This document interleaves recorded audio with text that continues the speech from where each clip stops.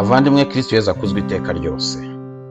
Dukomeje kuganira ku butumwa bwa nyina wa Jambo bwa buri kwezi, uko yabugejeje ku babonekewe i Kibeho bemewe. Twibukiranye ko hemewe abakobwa 3 barimo Alphonsine Mumureke, Natalia Mukamazimpaka ndetse na Mukangango Maria Karara. Ubutumwa bw'abagejejweho tuzakomeza kugenda tugerageza kububagezaho kandi tubusobanura. Twinjiye rero mu kwezi kwa 9.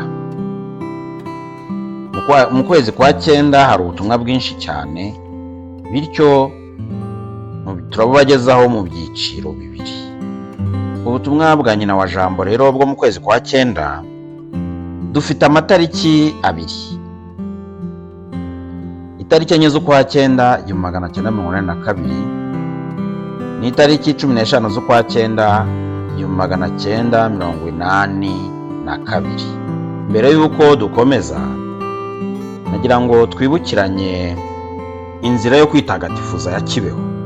Inzira yo kwitagatifuza ya Kibeho ni uguhitamo kuba umwana wa nyina wa Jambo uyoborwa nawe mu butumwa yageneye isi yose, burimo gusenga ubutitsa nta buryarya, dutega amatwi ijambo. Iyo ni ingingo ya mbere. Gusenga ubutitsa nta buryarya, dutega amatwi ijambo.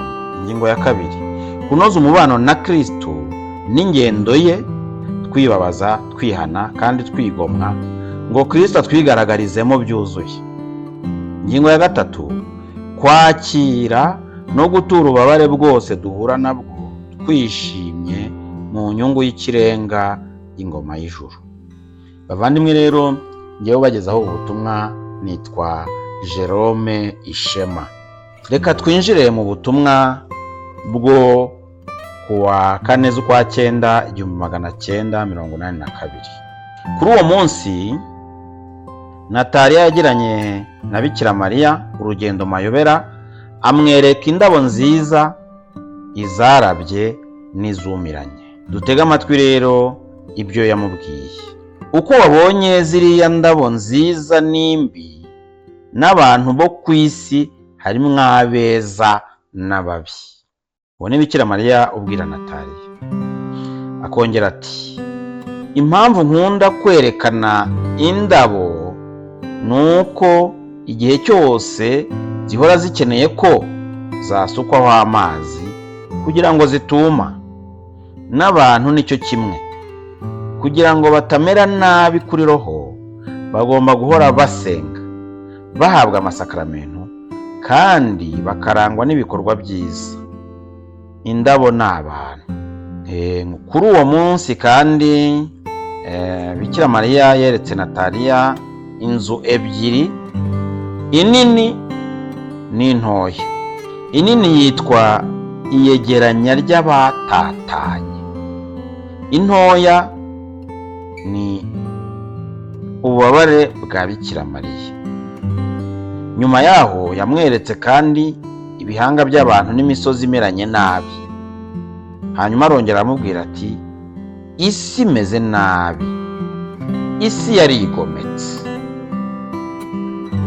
Ubwo nibwo butumwa bwo kuwa 4 z'ukwa 9 1982. Muri ubu butumwa rero harimo amayerekwa, ariko ya mayerekwa agenda aherekezwa n'amagambo. Amagambo amwe nayo Bikira Mariya avuga, andi nayanditse ku mazu. Reka rero tujye ku ngingo yerekeranye n'indabo. Bikira Mariya ubwe niwe wivugiye ati, uko wabonye ziriya ndabo nziza n'imbi, n'abantu bo ku isi harimo abeza n'ababi. Ibyo ni Bikira Mariya bitubwiye. Noneho rero akanatubwira ngo impamvu nkunda kwerekana indabo nuko igihe cyose zihora zikeneye ko zasukwaho amazi kugira ngo zituma. N'abantu nicyo kimwe, kugira ngo batamera nabi kuri roho bagomba guhora basenga, bahabwa amasakaramentu kandi bakarangwa n'ibikorwa byiza. Indabo ni abantu. Abandimwe, hano Bikira Mariya yakoze nka kumwe Yezu yajyaga aca imigani yarangiza akanayisobanura. Yagiye asobanura imigani, umugani w'umubibyi ndetse n'iyindi. Hano rero Bikira Mariya yakoresheje ibigereranyo, ariko niwe ubwo ugiye gusobanura ikigereranyo gikomeye cyane. Ikigereranyo gikomeye cy'indabo. Buriya indabo zigira ubuzima bugufi, icyo kintu cya mbere twazivugaho. Ariko nanone indabo ziba nziza cyane. Dutekereze igihingwa. Dutekereze rero igihingwa gihingirwa ubwiza bwacyo gusa, umuteguro gusa, nta zindi mbuto kiri butange. Turabizi yuko n'inzuki zizikuramo bwa buki turya, ariko akenshi iyo tuzihinga ntabwo tuzihingira kugira ngo izo nzuki zize kuzihovyamo, ahubwo cyangwa kuzitaramo, ahubwo tuzihingira ubwiza gusa kugira ngo zibe umutako, zikadushimisha tuzireba. Ariko ikindi kiziranga, zigira ubuzima bugufi. Yezu yazigarutse ku ndabo aho yavugaga ubwiza bwazo, ariko akavuga yuko no mu myambarire y'abakire tuzi bakomeye nka Salomoni, nta wigeze yambara ngo agire ubwiza nk'ubw'ururabo. Aha rero biragaragara impamvu abantu bazihinga, abantu bazihana nk'ikimenyetso cy'urukundo, abantu baziherekeresha nyine nk'ikimenyetso cy'urukundo abitabye Imana. Ni ikimenyetso gikomeye rero cyo kwifuza ibyiza, Indabo ni ikimenyetso gikomeye cyo kwifuza ibyiza. Hano rero Bikira Mariya yagereranyije indabo nziza n'imbi. Yavuze ko hari indabo nziza n'imbi, ariko si indabo nziza ni izihe? Ntabwo Bikira Mariya yavuze yuko ururabo ruba rwiza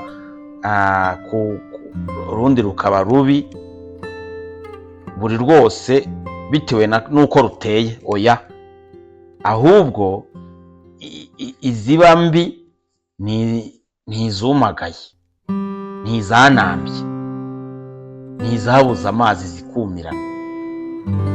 Iziba nziza ntizihora zivomerwa, iki cyose zivomerwa zikaba nziza.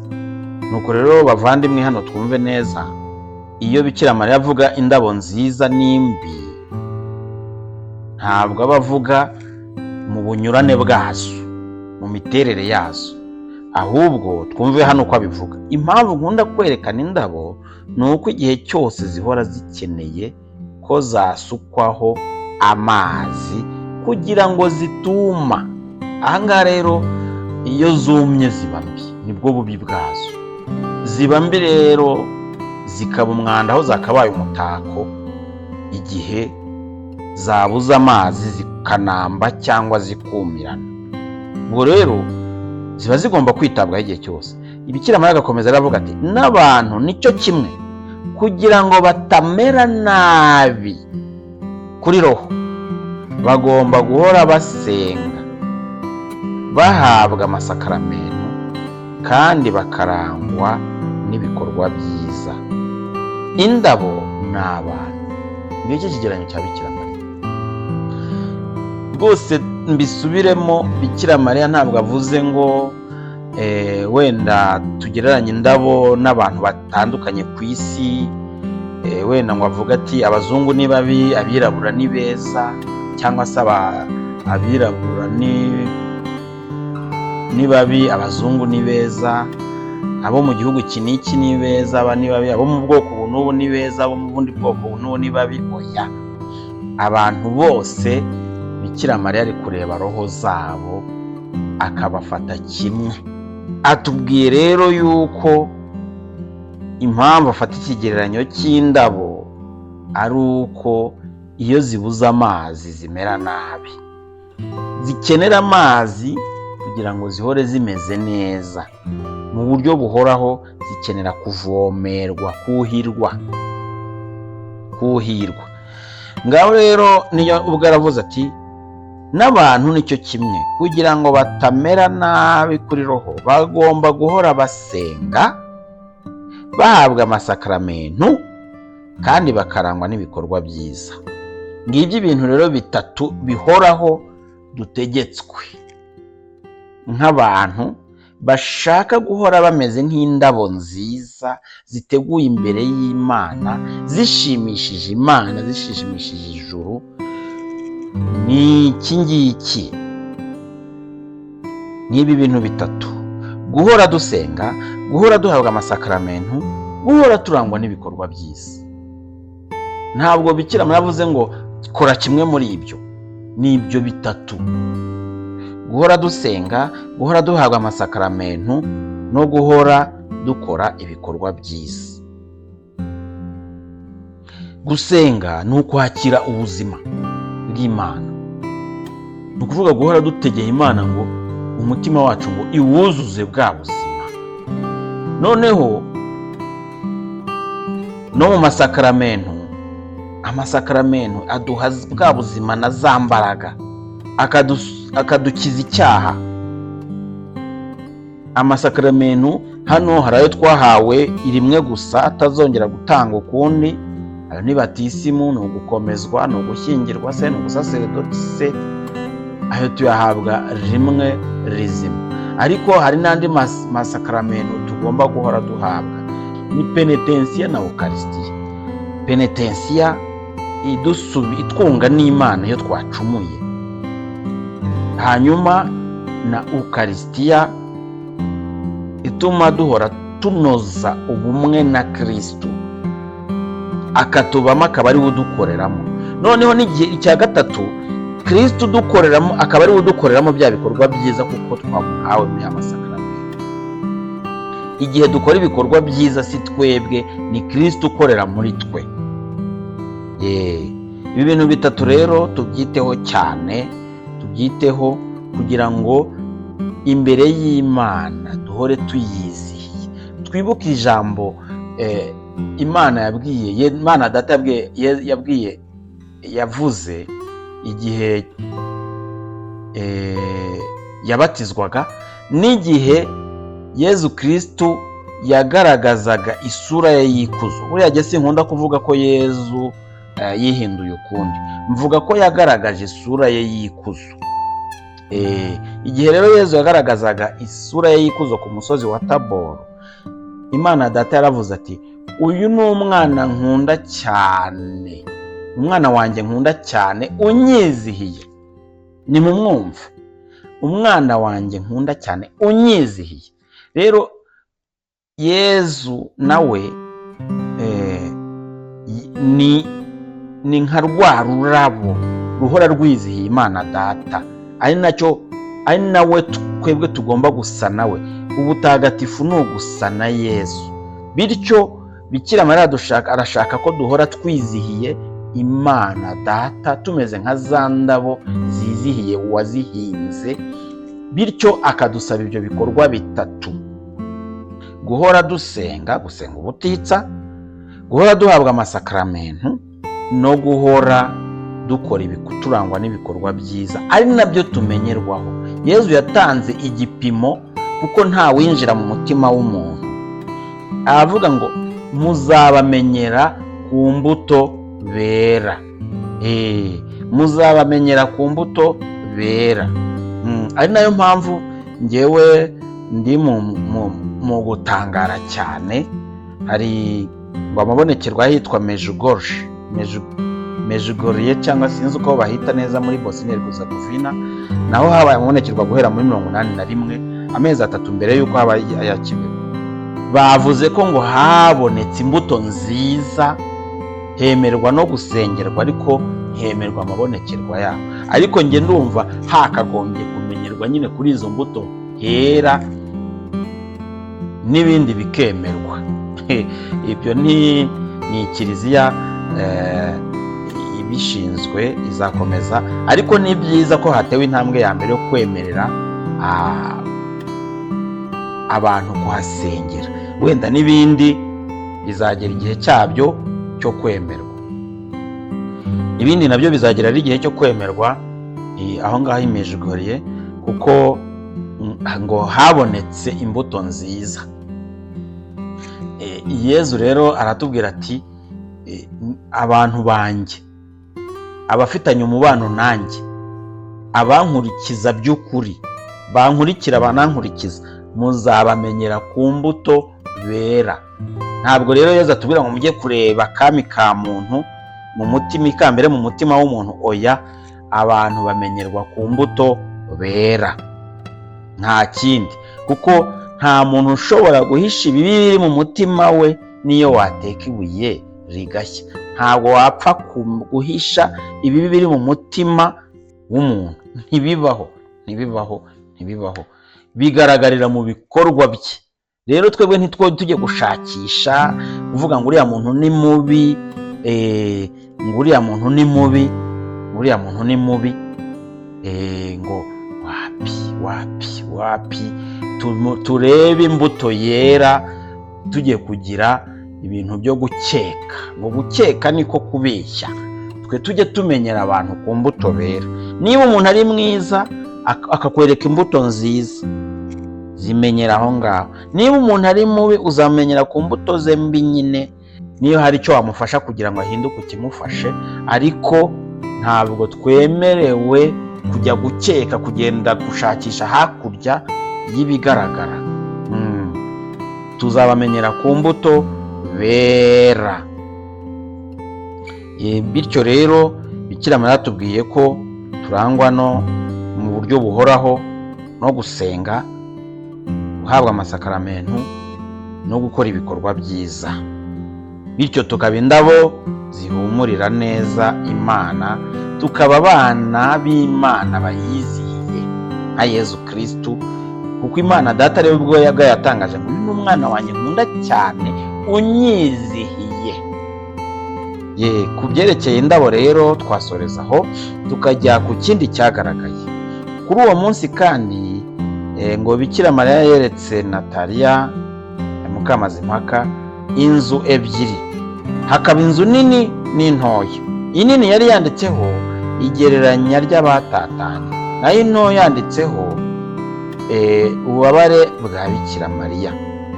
Nk'uko tubisanga nanone mu gitabo cyanditswe na Edouard Sinayobye, tubona neza ko ari za shapere Bikira Mariya yasabye kugira ngo twumve ko zikomeye, tumenye n'agaciro, nk'uko twabivuze mu kindi kiganiro, agaciro k'ijambo rya Bikira Mariya. Izi shapere niwe waziyitiye amazina. Umwe mu babonekewe yanavuze yuko mu by'ukuri aya mazina ari ubuhanuzi. Aya mazina ni ubuhanuzi. Iri jambo ko ryankomereye kuryumva. Niba aya mazina ari ubuhanuzi, tukaba tubona ishapere yanditseho ububabare bwa Bikira Mariya, tutarabona iyegeranya ry'abatatanye, ni ukuvuga ko ku bwanjye Bikira Mariya aracyari mu bubabare bwinshi, kandi aradusaba kuzirikana ku bubabare bwe cyane. Ariko kuzirikana ku bubabare bwe cyane nibyo bizatuma habaho n'iyegeranya ry'abatatanye. Ni shapere rero nanone dusanga, nk'uko tubisanga mu gitabo nari ntangiye kubivuga ngo dusanga mu gitabo cya Edouard Sinayobye. Buri shapere ifite imikono cyangwa se ibipimo byayo.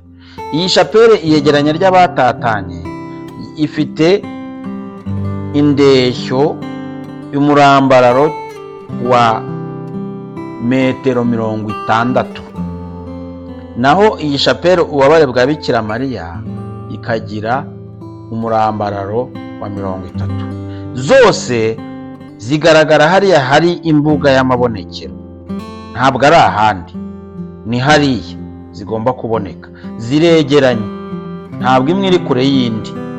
Tubyitondere rero, izi shapeli ni Bikira Mariya ubwe wazisabiye, ni nawe waziyitiye amazina. Twibuke yuko kwita izina muri Bibiliya ari ikintu gikomeye.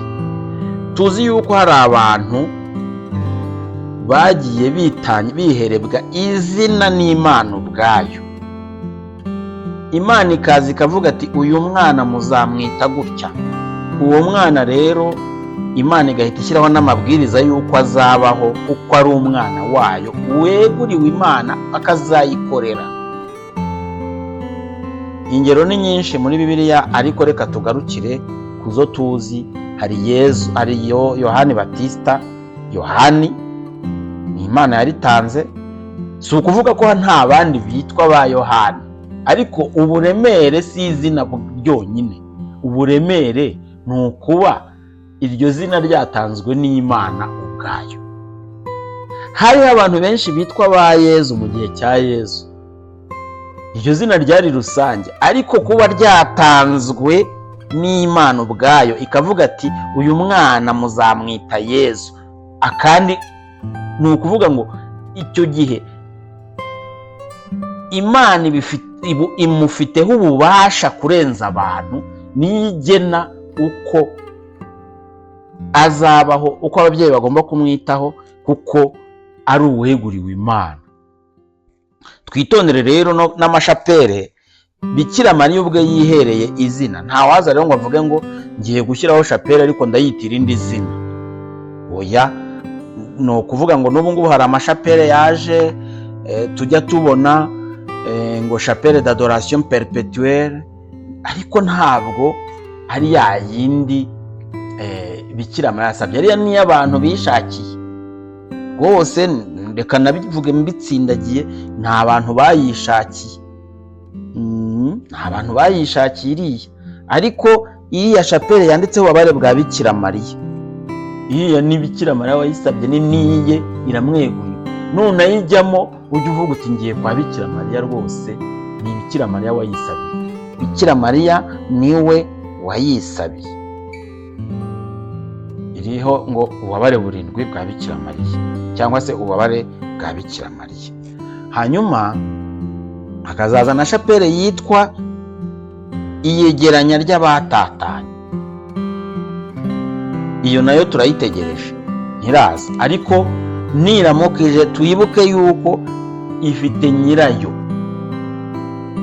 kandi ni ifite igisobanuro cy'ubuhanuzi bukomeye. Ntabwo tuzi icyo Bikira Mariya yashatse kuvuga, ariko biragaragara. Abatatanye ni bande? Abatatanye Imana izegeranya ni bande? Ndahamya yuko rero hazaba wenda ubumwe bw'abakristo bukomeye, ubumwe bw'abanyarwanda se, ubumwe cyane cyane ariko bw'abakristo ubu kw'abaporo n'abagatolika n'abaorthodoxe. Ndahamya yuko ikibeho hazahuza abakristo, kandi uwitegereza ashobora no kubona ibyo bintu biri mu nzira, biri gutegurwa. Aho hariho uyu munsi abarokore n'abaporo basigaye bamenyibwirwa ko bagomba kwiyambaza Bikira Mariya, abandi Bikira Mariya akababonekera akabimenyekanisha, ndetse ukabona hari na bamwe babikora rwihishwa nka Nikodemu kera, gasanga na ya shapule bwa butumwa bw'iki barabwubahiriza mu ibanga ryabo, kwa kuvuga rozari ya buri munsi, ugasanga hari abadivantiste bayivuga.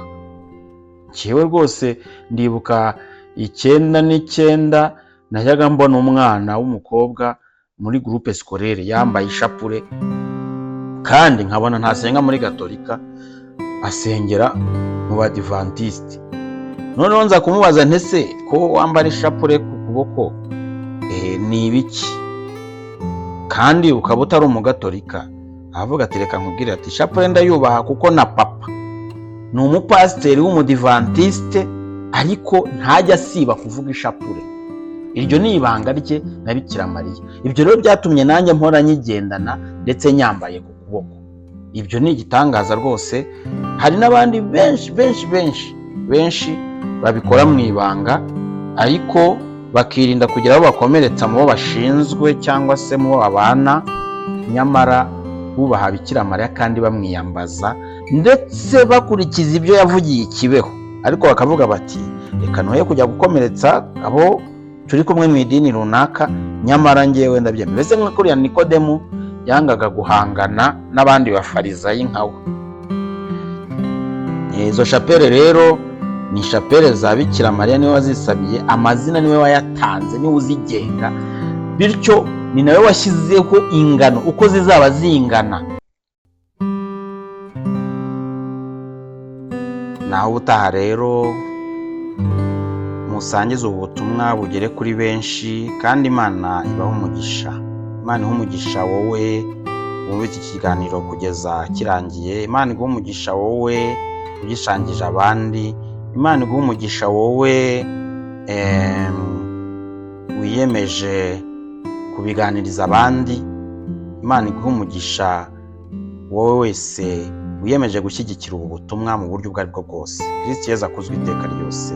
Amen.